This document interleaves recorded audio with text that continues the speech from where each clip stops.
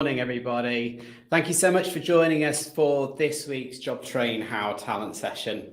I'm really glad that so many of you could join us for this morning's session. It has been a really popular one, probably hardly surprising given the really challenging market that we're now facing around candidate flow, engaging with candidates, getting the right people to apply for our roles and ultimately hiring them.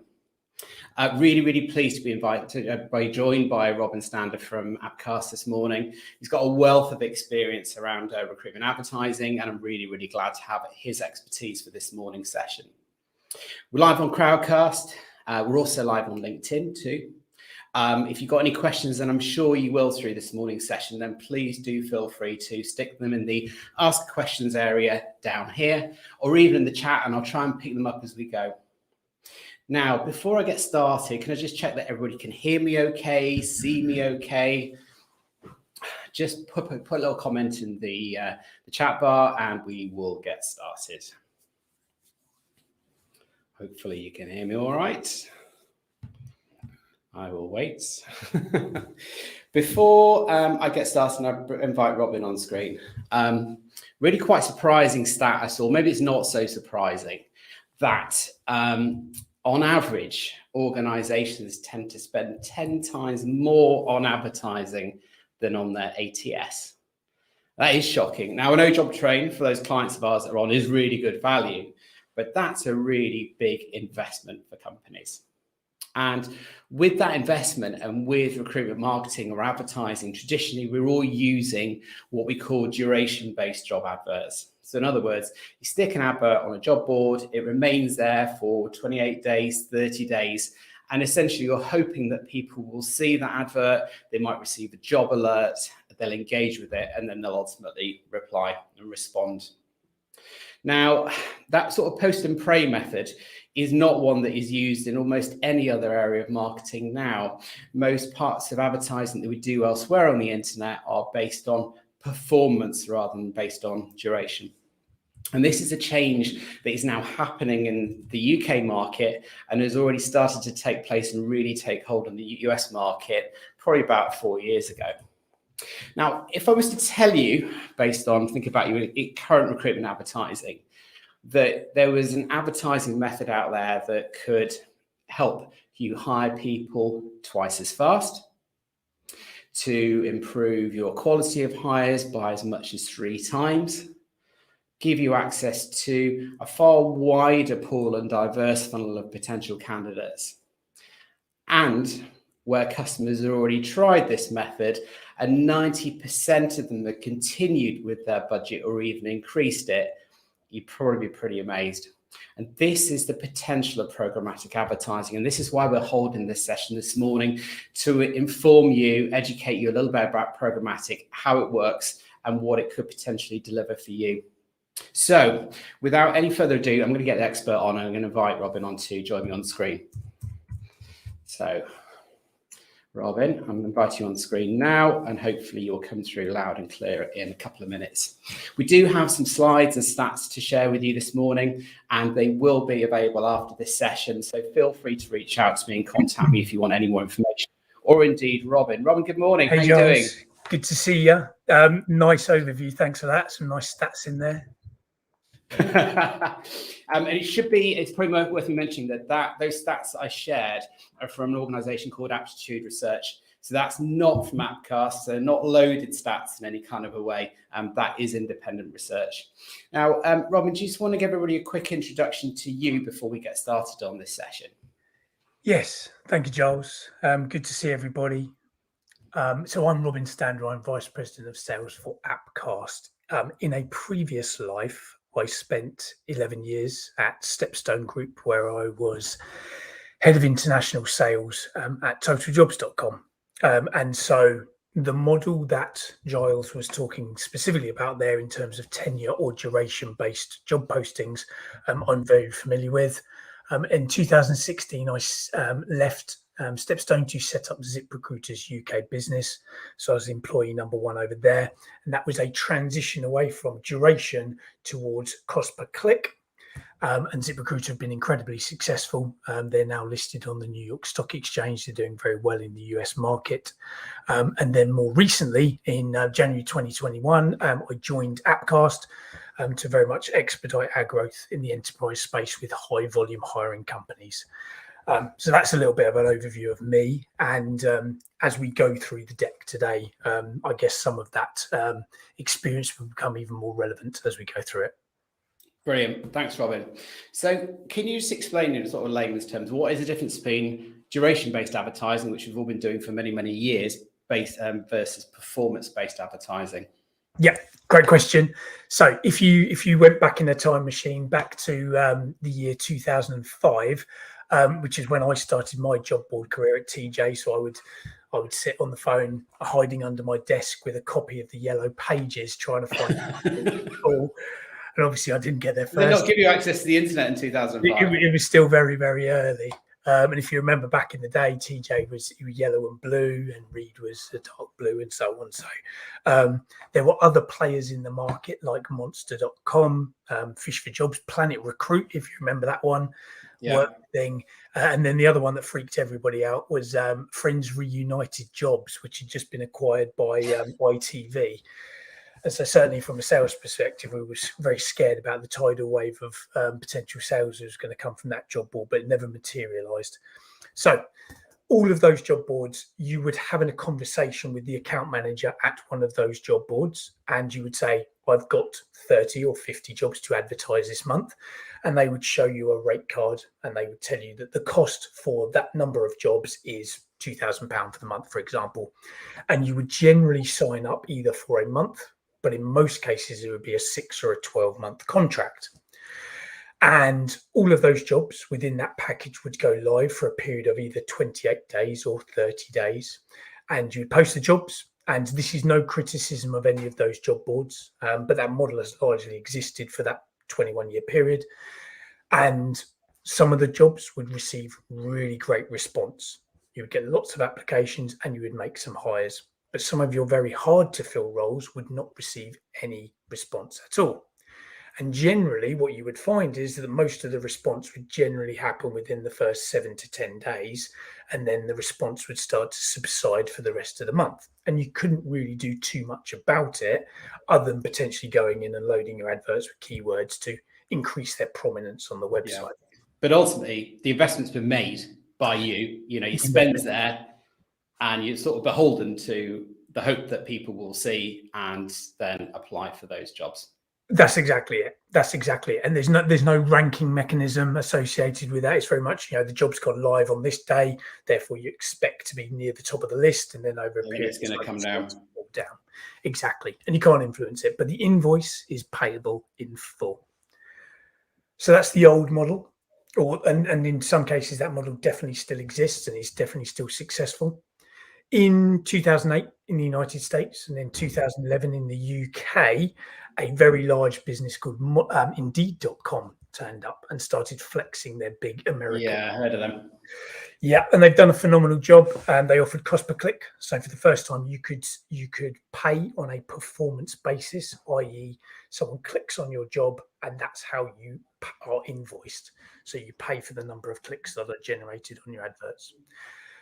That's revolutionized the market. And certainly in the United States, we generally find that the US market adoption of HR technology is generally 3 or 4 years ahead of the UK. Yeah. So the large predominance of enterprise and high volume hiring companies in the US are already doing programmatic or some form of pay-per performance model. And we're now bringing that model into the UK, and it's been here for about 2 or 3 years. Adoption is not at the level it is in the US, but it's getting there very fast. So I heard that it's something like 35% of US firms over 1,000 employees are currently using programmatic. Is that about right? Sounds about right. Yeah, absolutely. Yeah. So it's already out there. It's being used. And actually, I read this week that LinkedIn, in terms of their job advertising, are now starting to go for a paid performance model pretty much only rather than duration based. Is that right? Yeah, absolutely. And the US marketplace there's 30,000 job boards in the US, so not everybody's yet doing it, but all of the major players are offering some form of either cost per click or cost per apply right now. Okay, cool. So that helps explain sort of the difference between programmatic versus situation-based advertising. Yeah. In terms of exactly how that works and what it means, because it no longer you necessarily just advertising on one job board. Sure, there's paid performance models on Indeed and LinkedIn, as we just talked about, but there's actually the option to cast your net much further than that. So do you want to, when we start to go, we talked about the difference of advertising. Now we're going to start talking about programmatic. What is that and how does it work? Yes, you've been reading my slides, clearly. No, I haven't actually, but let me know when you want me to put them up and I'll happily stick them up, but yeah. Either or, we can kind of narrate it for now, that's fine. So you're absolutely right. In the old days, or in some cases still now, people would get on the phone and they would speak to a job board and they would sign up with that job board and they would have a different contract process, they would have a different pricing structure, and they would definitely have a different duration and a different procurement process. Yeah. But you're putting all of your eggs in one or two baskets. And what we find right now in the UK is that people are generally advertising with Indeed. They're advertising with one of the other big generalists, so TJ, Reed, or CV Library, and then they might have a specialist board within that as well. So if they're recruiting in the tech space, they might be using JobServe or CW, for example. It's hospitality, caterer, and all that kind of thing. Yeah, exactly. Now that's a good methodology, and that's worked very well for people. But we know that the market has fundamentally shifted, and when I do jump into the deck, I'll show you why the market has shifted. But the reality is that you have to spread your net far and wide right now to attract as many eyeballs as possible. And so, yeah, and I guess to frame that at the moment, employment is at about, I think the ONS stats for sort of August through September, about 75%. Yeah. Now, unemployed, so the percentage of people that are unemployed in the market is at just 3.5%. So exactly. it's a really challenging time at the moment, and that means that the number of job seekers that are probably active on the generous job boards are probably nowhere near at the level that they were before, and that's probably why collectively as a recruitment and TA community, we're simply not seeing the same volume or engagement from people in terms of applying for our roles. That's exactly it. So you're right. So unemployment is at its lowest level since 1974. So there's not many people looking. The other dynamic that existed, as we've all lived through, everybody on this call, everybody globally, is we had a pandemic, which had a fundamental impact on the UK economy and the performance of the UK labour market. But at the same time, we had the double bubble hit of Brexit as well. So exactly the same time, as well as people being laid off or people going on furlough and then making decisions about what they wanted to do moving forward, we had 1.3 million people leaving the UK to go back to Eastern Europe because of Brexit. So countries like Poland, Slovakia, the Czech Republic, Romania, and so on.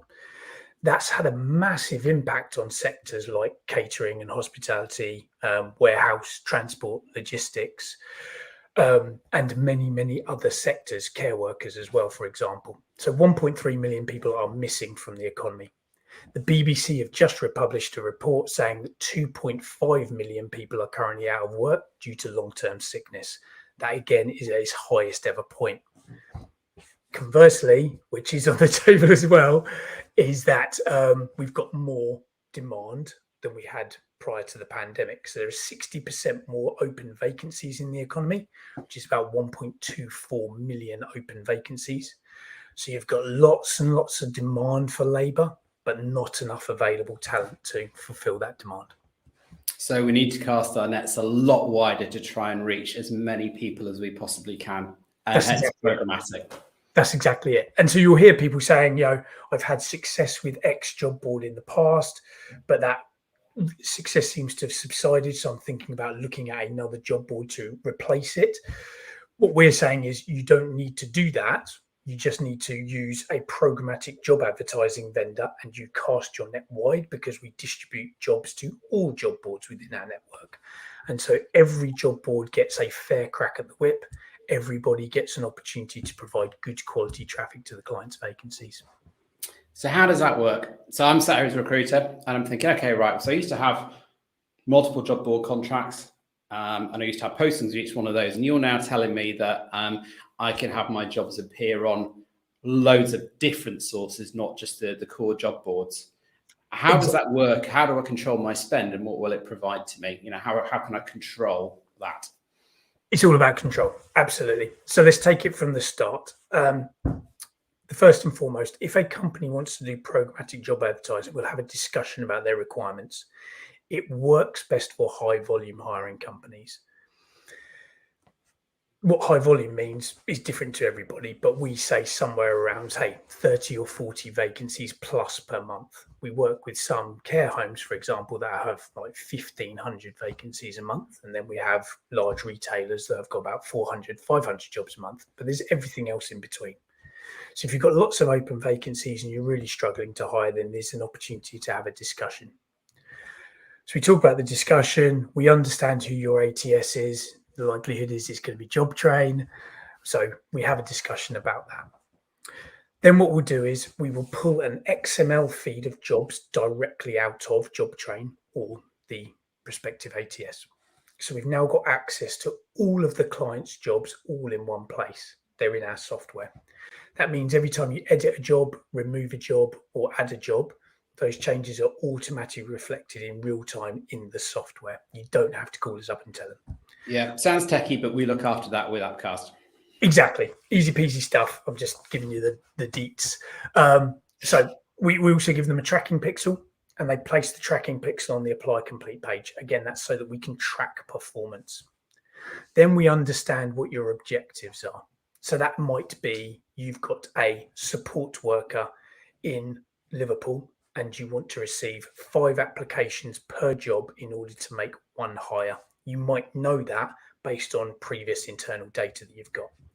So we build those rules into the software and then we send the jobs to market. And when we send the jobs to market, everybody in the UK marketplace that has traffic delivery, so everyone from Indeed, Total Jobs, Reed, CV Library, Monster, all of the aggregators, so ZipRecruiter, Talent.com, JobRapido, and many, many, many others, tier 2, tier 3, and tier 4 job boards, all get the opportunity in a big funnel to traffic the client's jobs.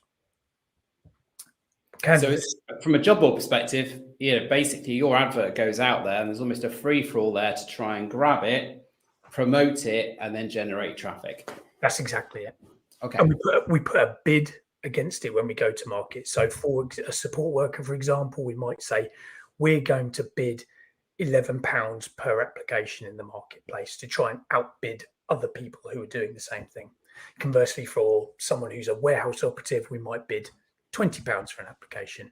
Or for a software engineer, because they are more difficult to come by, we might be bidding £35 or £40 an application in the wider marketplace. So there's now a real-time bidding environment on all these job boards. Some of the job boards will push back and they'll say that bid is not competitive enough in order to sit on our site. You need to bid higher, in which case we build that into the algorithm.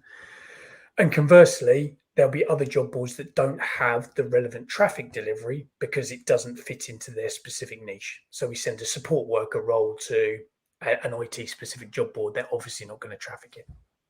So we start with a very wide funnel and everybody has the opportunity to drive traffic to the client's vacancies. Candidate clicks on a job on the job board and they go directly into JobTrain or the job sitting on JobTrain.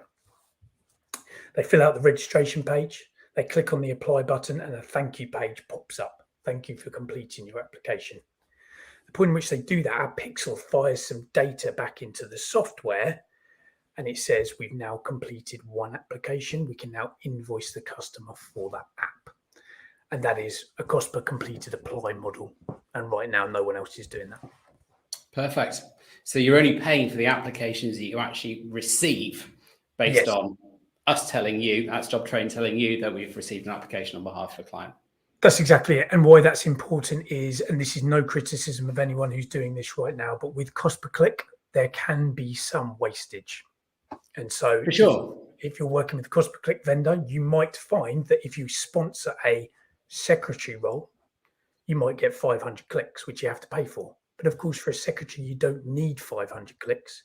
You need 20 clicks and 5 good applies, and you make a hire. So there's wastage there.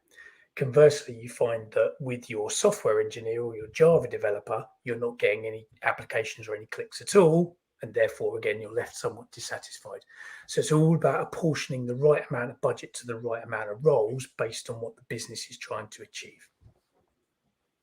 Brilliant. So we now understand the difference between duration-based advertising and performance-based advertising. We now understand exactly how programmatic works. Question in my mind will be, so, what about Appcast as a business? So what experience do you have? What success rates do you have? I want to put a little bit of evidence behind this great idea and this great theory around advertising to give me a little bit more confidence to say, okay, programmatic is something that I've got some confidence in based on some real data. This might be when we're leading to slides. I don't know. It might be a nice segue. Either or. Let's see how we do that then. Were you challenging me to do it, or do you want to do it?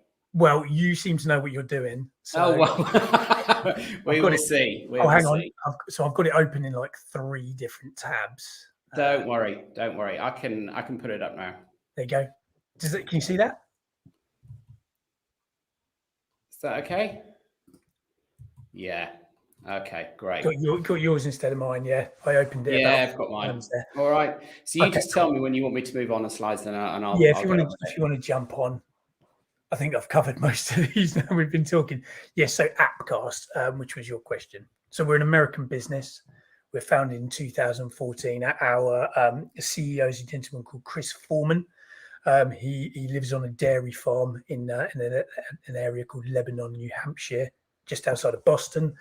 Phenomenal individual, loves technology, loves maths, loves data, and of course loves HR technology.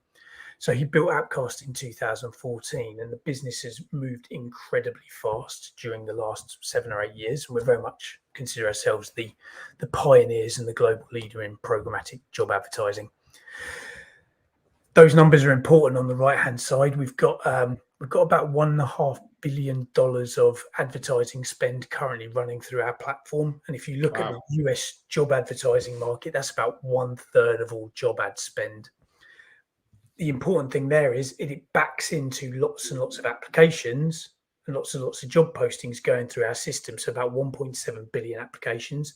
Therefore, we've got lots and lots of individual data points to make more informed decisions about where to place a customer's adverts based on what the data is telling us. So and therein lies the maths, ultimately. We talk about the maths and we talk about the algorithms and that kind of thing. Ultimately, the more data you have, then the better informed you are as to what sources, what approach, what method is likely to produce the best results. That's exactly it. And we are source agnostic. So if Indeed is the best performing job board at the time, then by default, Indeed will get more of the client's budget based on what the data is telling us.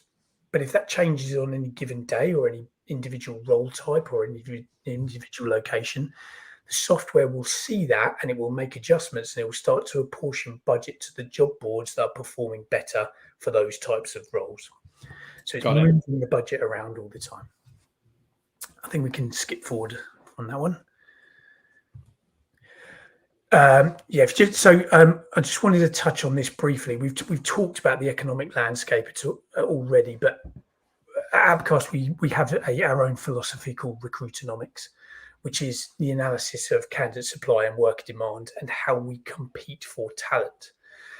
And so at any given point in time, as the demand for talent goes up, so too with the price that you have to pay for that talent, both in terms of salary, and salaries right now are 6% higher than they were this time last year, but also potentially the cost you have to pay for your advertising, whether that's duration based or cost per click or cost per application. So it's more for talent, basically.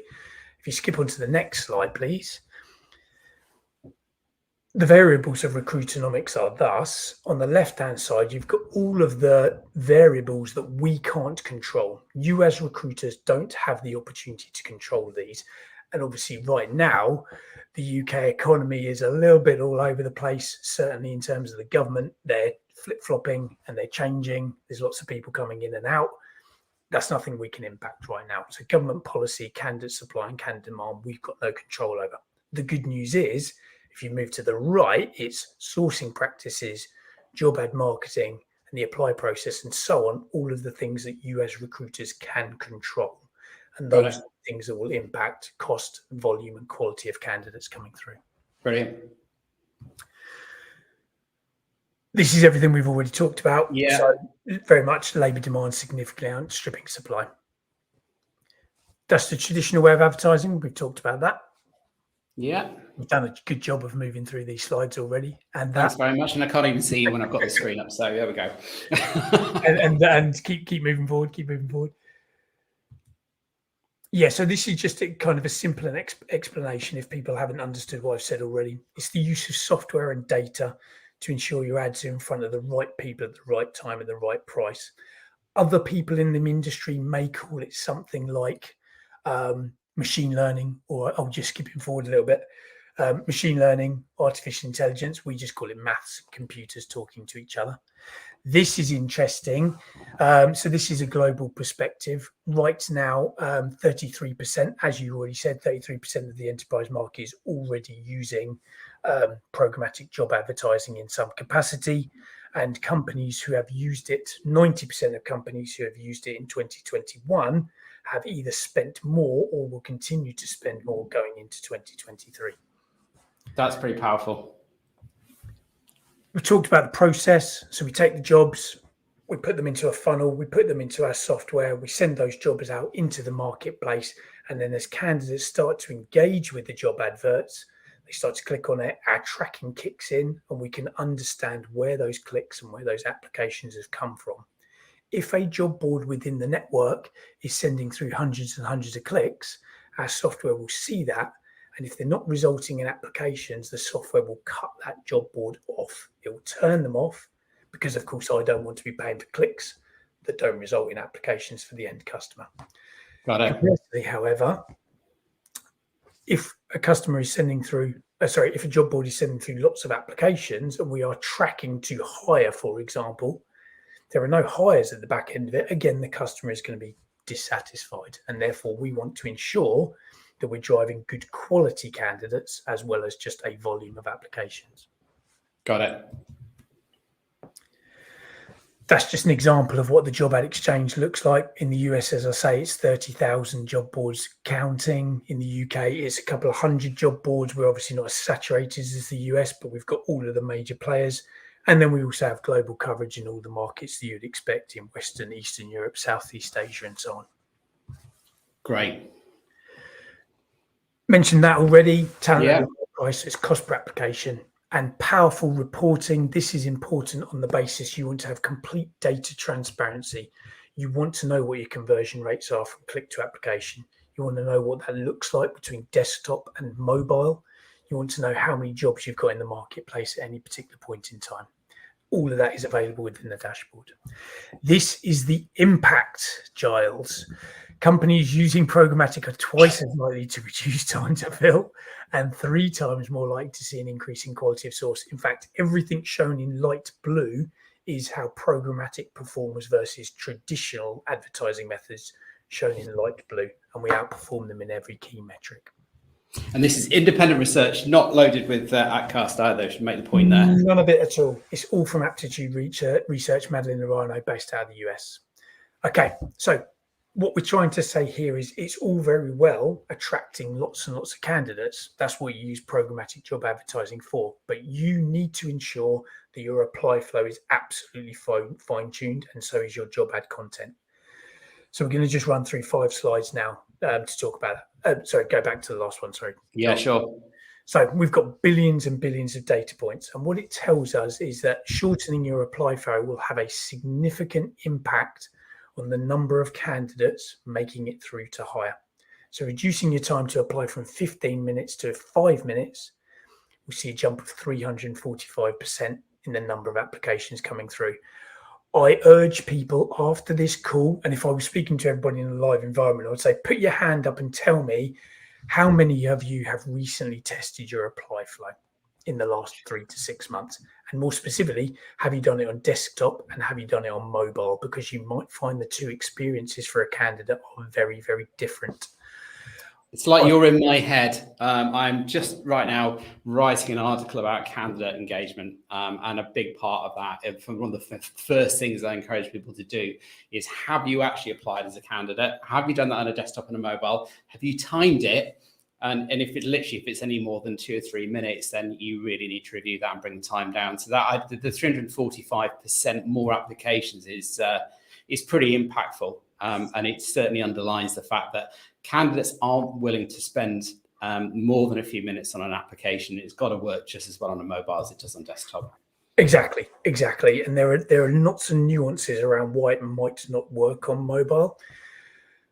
For example, you might well ask the candidate to register before they can apply for the job, and so you send them a verification link to the email address.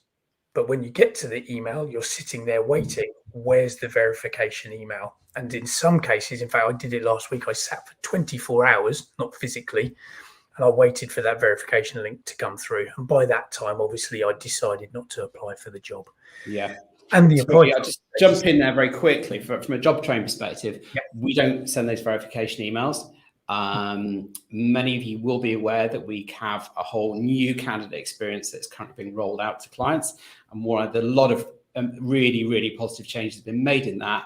But one of the key ones is that we removed the requirement for candidates to register at the point of application, therefore removing a pretty significant perceived barrier that's existed before now, which Robin's just highlighted. So that is a solution we are rolling out to all of our customers at the moment, and it's a key change for us. Good. Awesome. That's great. Thank you.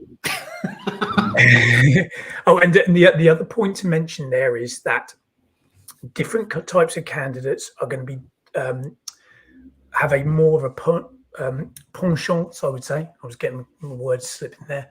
To apply versus one mechanism versus the other. So as an example, a blue collar worker, so someone who's a warehouse operative or a HGV1, HGV2 driver, is significantly more likely to apply via mobile. In some cases, 88% of those candidates will apply via mobile. A software engineer, in only 17% of cases, will use a mobile device. And therefore, you have to ensure that if you're trying to attract a certain type of candidate, you're set up correctly for both mediums. Making your title shorter. So shortening your titles from 7 to 3 words yields a 48% increase in candidates.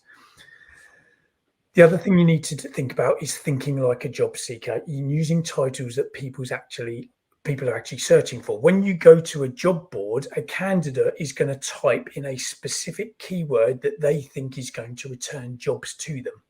And in turn, the job board's algorithm has been programmed to match those searches versus what is being fed into the system. If you start to use fancy job titles, which a lot of people do, like Java Jedi or software master or something like that, or a sandwich artist, we've seen them as well, you are going to point blank miss out on your entire audience, because no job seeker is coming to a job board and typing in that specific search term. They may well find it at some particular point in time way down at the bottom of the list, but all the software engineer roles and all the catering assistants are going to be at the top of the list versus all the fancy job titles. So think like a job seeker and ensure that the job title matches what they're going to search for. Got it. Avoid using symbols and special characters. So don't use asterisks, don't use exclamation marks. It will confuse the job board's algorithm as well and push you down the list. And next one. Sweetest length for your job description. Between 300 and 800 words is the absolute sweet spot. It's quite a large sweet spot. But if you're at 100 words and less, or 1,000 words or less, it will 1,000 words or more, it will cut your apply rate by half. So ensure that you're competing somewhere in that 300 to 800 range. Fish when the candidates are biting. Fish when the fish are biting. So candidates are more likely to apply Monday to Thursday. That's historically always been true. What we've found since the pandemic, however, is that in certain sectors, particularly blue-collar work, candidates are now more likely to apply on the weekend. Saturday used to be an absolute drop-off, to the point where when you're working for a job board, you just kind of knew that you weren't going to get any activity on the weekend. That's changed, and Saturday has started to spike depending on the type of role. If you post at the start of the week, however, you can get 22% more applications, and you can do that by bidding up. So if you're working with a programmatic vendor, you can either increase your cost per click or increase your cost per apply, and you will outbid other companies you're competing against. And the last point there, Joel, is when no one else is fishing. And what's happened is traditionally with job boards, when someone advertises on a job board, they post their jobs at the start of the month, and those jobs start to subside and they lose traffic delivery at the end of the month. So they don't advertise more jobs. That's just historically how it's been. If, however, you use programmatic job advertising, you can actually advertise your jobs later in the month and bid up as well, and therefore increasing potentially by 2x throughput in terms of candidate delivery. Brilliant. This is the last one, including benefits. Adding 2 benefits can increase applications by 55%. 57% of candidates now are looking for some form of hybrid work. I'm sitting in my garden right now, so whether it's remote or it's a hybrid form of that, you absolutely need to ensure it's on the advert, because other people will have it on there. And if at all costs you can include salary and include benefits on the advert, please do that front and center, because you will get significantly more response by doing so. Brilliant. And so that's it in terms of the deck. Okay. So that's some really good stats in there. For me, the massive increase in applications when you decrease the length of your application form and the fields that you're requesting. What also really surprised me was around sort of days of the week, the impact that can have, and the length of job adverts as well. I know they're called job descriptions in your thing, but sort of 300 to 800 and 300 actually needs to be pretty optimal there in terms of a length for a job advert. And the fact that even 4 benefits or even 2 benefits up from there can make a really big impact on the performance of job adverts. Yeah, I've got a question for you. I'll put you on the spot a little bit with this one. So in terms of, this all sounds amazing in terms of programmatic advertising, loads of really helpful tips in there in terms of optimizing job adverts, considering where you're advertising, how you're advertising, job titles, that kind of thing. As a recruiter, the question in my mind would be, based on traditional duration-based advertising spend, right at the beginning of this conversation, I said that typically companies spending 10 times more on advertising than they are on their ATS. Shocking. But there we are. It doesn't surprise me. Is there any cost benefit in using programmatic, i.e. the cost savings to be realized in addition to the fact that it's targeted and you're paying based on applications, not just based on the advert? Yeah, and so it's a great question. It's somewhat of a loaded question in the sense that yes, it's cost per completed apply, so you only pay for the value that's delivered. If I ask you, Giles, for £10,000 next month, and we can only spend £8,000 of that on application delivery, then I only invoice you the £8,000. I only invoice based on delivery. What we're trying to do within our marketplace is we're trying to suppress the cost per application as low as we can. So if you've got a role for, and I keep using the example of a software engineer, just an example, we'll start the bidding at £35 an application, and you'll start to see some traffic delivery come through. And you'll say to me, I like this. Can you give me more of this traffic? And I'll say, we can either leave it at this current rate, or we can turn it up a little bit by increasing the CPA. So we might jump up to 35. And then you start to get to a point where the traffic is running really hot, it's coming through the system too quickly. And you say, well, we can't handle all these candidates. And we say, fine, we'll start to temper the CPA back down. And we basically push it as low as we can to the point where the traffic delivery remains the same, but the CPA is dropped as low as it can. Yes, in other words, you're reducing your bid to restrict the flow of applications that are coming through. And it's quite useful to know that. And the next question I would have, or the concern I would have, is, can this be a runaway cost for me?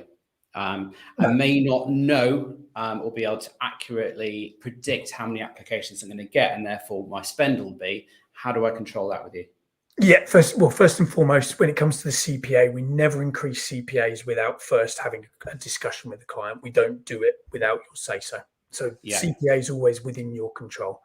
In terms of individual jobs, we build jobs into certain campaigns where you will say, historically, I know that I need to receive 5 applications per job in order to make one hire. You might know that, might not.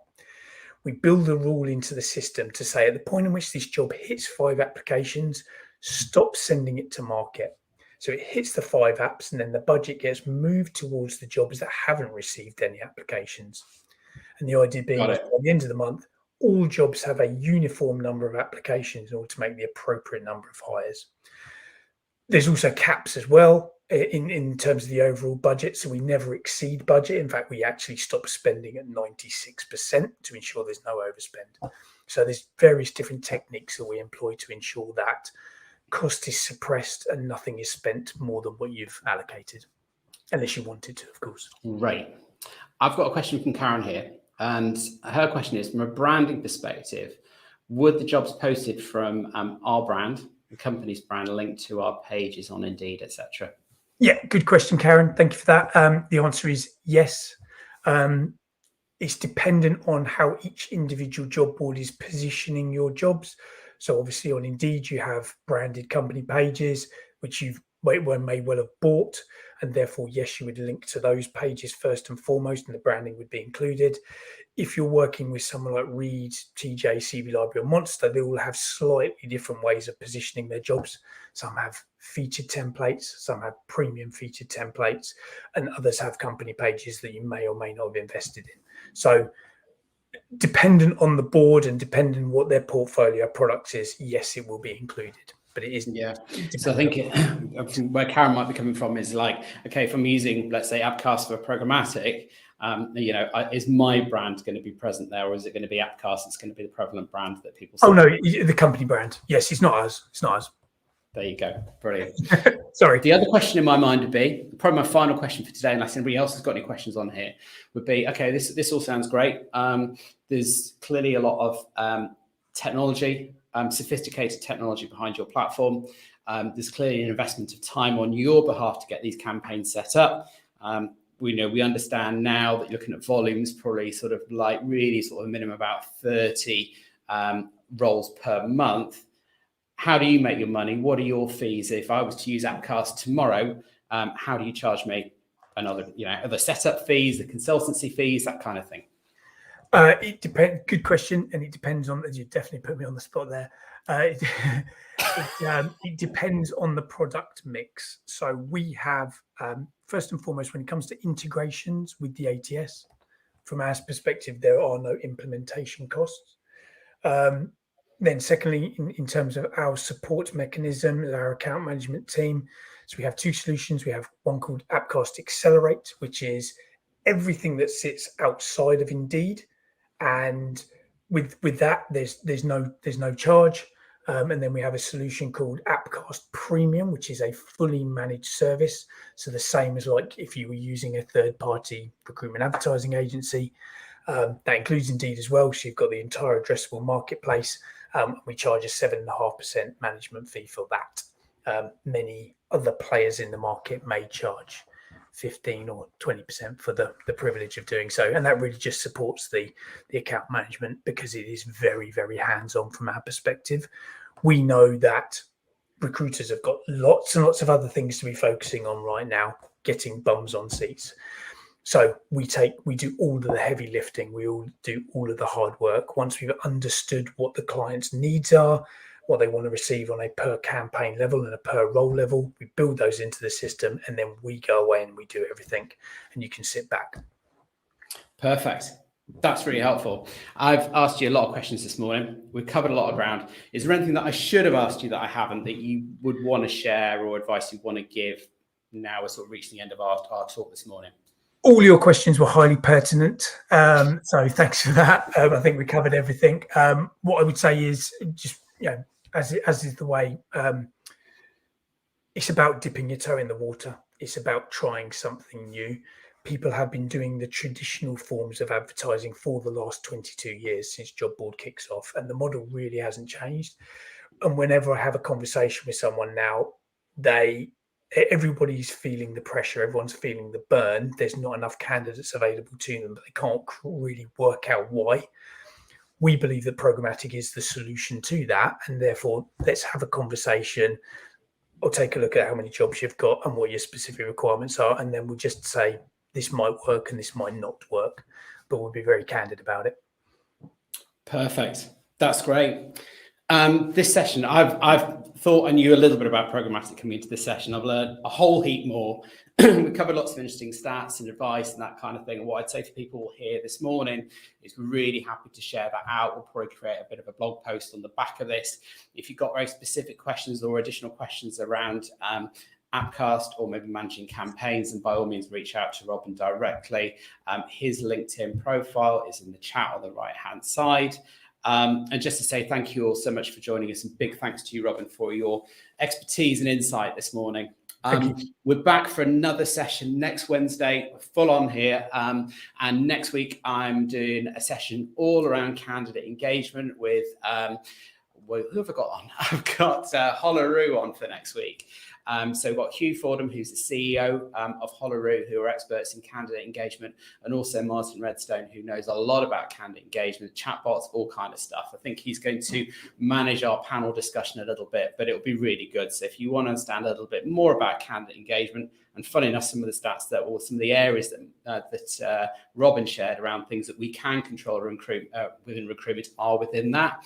And then towards the end of this month, we're going to be doing quite a special session all around inclusive recruitment, but more of that will go up on our things. So thank you so much for your time this morning. Thanks for joining us. Hope you have a really good week, and we will see you soon. Thanks, Charles. Cheers. Thanks.